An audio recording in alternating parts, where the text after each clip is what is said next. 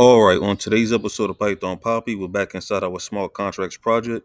Let's have a look at what we're going to be going over today. Now, yesterday, I thought we were out of the module, but we still have a workshop to go over. I am going to go over that with you guys.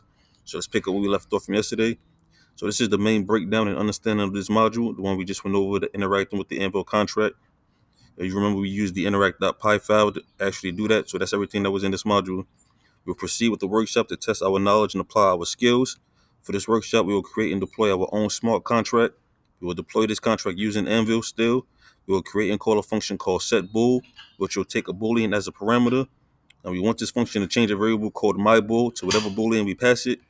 Then we want to create and call a function called getBool to return the value of myBool, which is our created variable, which stores the boolean that we have passed to be stored. Now, lastly, if we still have access to our Tenderly account, we're going to deploy our smart contract there. We don't have access to the Tenderly anymore, so we're going to actually skip that part and just put our contract together. Now, this is the output of the workshop script. We're not going to go over this because I want to go over everything step by step, show you everything we put together and how it came out. So stay tuned for that. But of course, I will keep you posted every step of the way. For now, it's the Python Papi. You guys stay Gucci.